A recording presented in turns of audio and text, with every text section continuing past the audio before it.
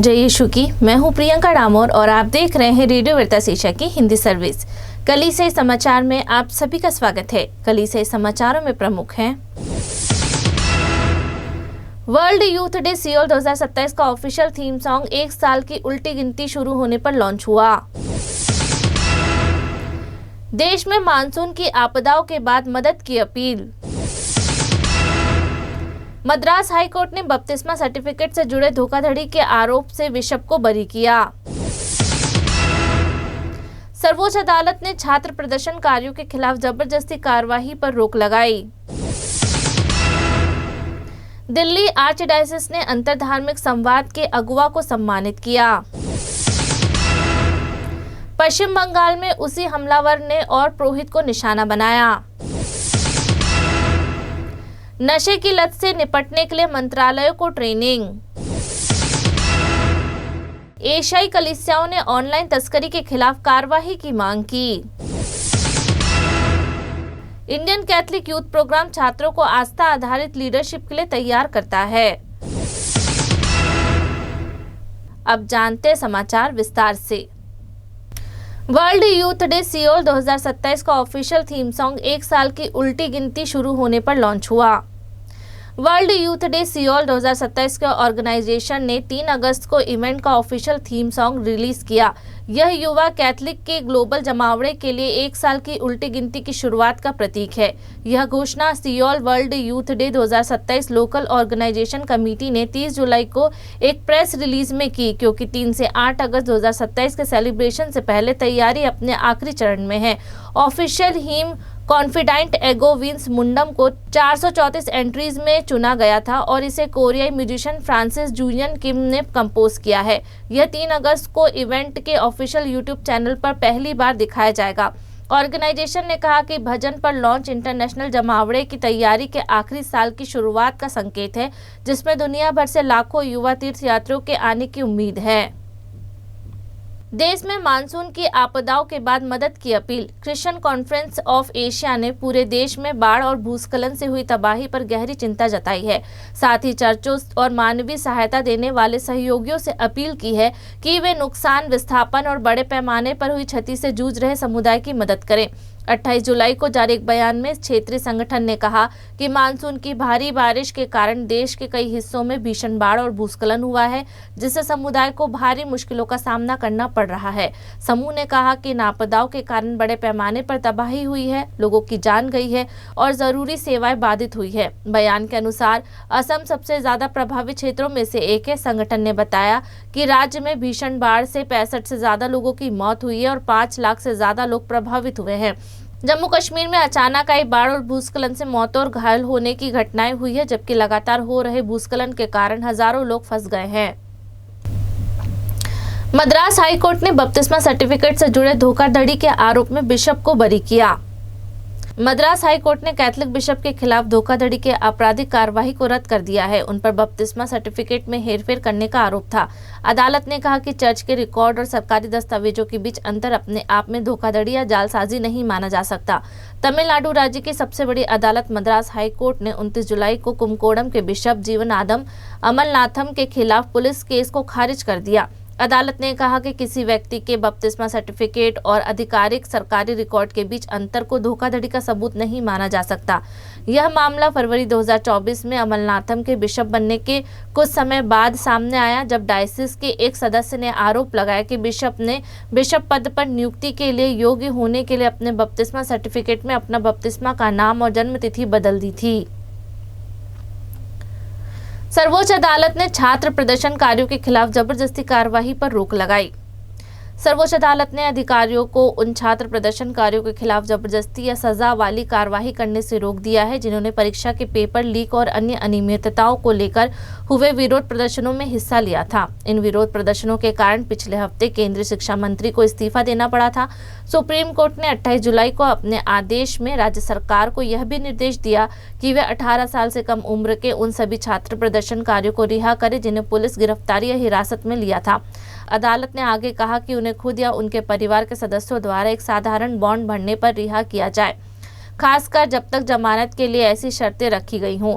हालांकि justice Suryakant, justice जयमाला बागची और जस्टिस वी मोहना की बेंच ने यह साफ कर दिया कि यह आदेश उन लोगों पर लागू नहीं होगा जिनका आपराधिक रिकॉर्ड रहा है। सीजेपी आंदोलन द्वारा शुरू किए गए इन विरोध प्रदर्शनों को देश भर के छात्रों का भारी समर्थन मिला और इसने प्रधानमंत्री नरेंद्र मोदी की सरकार के सामने एक बड़ी चुनौती पेश की। सीजेपी ने 25 जुलाई को शिक्षा मंत्री धर्मेंद्र प्रधान के इस्तीफे के बाद विरोध प्रदर्शन वापस ले लिया, लेकिन चेतावनी दी कि अगर केंद्र और राज्य सरकारें विरोध प्रदर्शनों को लेकर किसी को निशाना न बनाने के अपने वादे को पूरा करने में विफल रही तो वे फिर से सड़क पर उतरेंगे। दिल्ली आर्चडायसिस ने अंतर धार्मिक संवाद के अगुवा को सम्मानित किया। 28 जुलाई को नई दिल्ली में धार्मिक नेता, पुरोहित, शिक्षाविद और समुदाय के प्रतिनिधि आर्चबिशप एंजेलो इनोसेंट फर्नांडिस की जयंती मनाने के लिए इकट्ठा हुए। उन्होंने शांति, अंतर धार्मिक संवाद और धार्मिक समुदाय के बीच सहयोग के प्रति आर्चबिशप के जीवन भर के समर्पण को सम्मान दिया। अंतर धार्मिक संवाद के माध्यम से आर्चबिशप एंजेलो फर्नांडिस की विरासत का जश्न शीर्षक वाले इस कार्यक्रम में ईसाई, मुस्लिम, यहूदी, जैन, बौद्ध, बहाई और ब्रह्म कुमारी सदस्यों के प्रतिनिधि दोस्ती और आपसी सम्मान की भावनाओं के साथ शामिल हुए। पश्चिम बंगाल ने उसी हमलावर ने और पुरोहित को निशाना बनाया। दक्षिणी 24 परगना में डराने धमकाने का एक चिंताजनक पैटर्न सामने आया है, जहां भगवा कपड़े पहने एक ही व्यक्ति ने लगातार 2 दिनों में 2 ईसाई पुरोहित को धमकाया है। पहले संदेश खाली में और फिर नजात के सेंट क्लारेट कैथोलिक चर्च में। 31 जुलाई को संदेश खाली में पुरोहित का सामना उस व्यक्ति से हुआ जिसने उन पर विदेशी फंडिंग वाली गतिविधियों में शामिल होने का आरोप लगाया और उनसे यह इलाका छोड़ने को कहा। इसके ठीक 24 घंटे बाद वही व्यक्ति नजात पहुंचा, एक भीड़ को पैरिश परिसर में ले गया और फादर अनुज हेम्ब्रोस को 7 दिन का अल्टीमेटम दिया। फादर हेम्ब्रोस द्वारा बगिया क्रिस्टिया परिसेवा को दिए गए वीडियो फुटेज में हमलावर को पुरोहित की ओर उंगली दिखाते और चिल्लाते हुए देखा जा सकता है। अमेरिका या न्यूजीलैंड चले जाओ, वे तुम्हें यह सब करने के लिए वहां से फंड दे रहे हैं। अपना सामान बांधो और यहां से चले जाओ। बार बार निशाना बनाए जाने से परेशान फादर हेम्ब्रोस ने बीएसपी लीगल सेल को बताया। नशे की लत से निपटने के लिए मंत्रालय को ट्रेनिंग। 2 दशकों तक कुष्ठ रोगियों की सेवा करने के बाद फ्रांसिकन सिस्टर ऑफ द इमैकुलेट की सिस्टर क्रिस्टिया फर्नांडिस और लूसी गोम्स कर्नाटक में नशे की लत के खिलाफ लड़ाई में शामिल हुई हैं।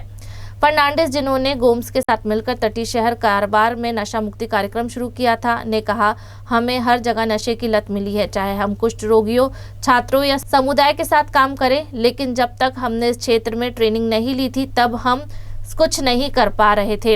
ये दोनों कई मंडलियों की लगभग 30 धर्म बहनों में से थी जिन्हें नशे की लत से निपटने के लिए conference of women religious India के संरक्षण में 6 महीने की ऑनलाइन ट्रेनिंग ली। कॉन्फ्रेंस की अध्यक्ष प्रेरित कार्मेल सिस्टर मरिया निर्मलिन ने कहा कि उन्होंने ननों को यह ट्रेनिंग के लिए प्रोत्साहित किया क्योंकि उन्होंने देखा कि नशे के इस्तेमाल में कई गुना बढ़ोतरी हुई है, खासकर किशोरों और युवाओं में। उन्होंने जून में ग्लोबल सिस्टर्स रिपोर्ट को बताया, हम अब इस सामाजिक खतरे को नजरअंदाज नहीं कर सकते।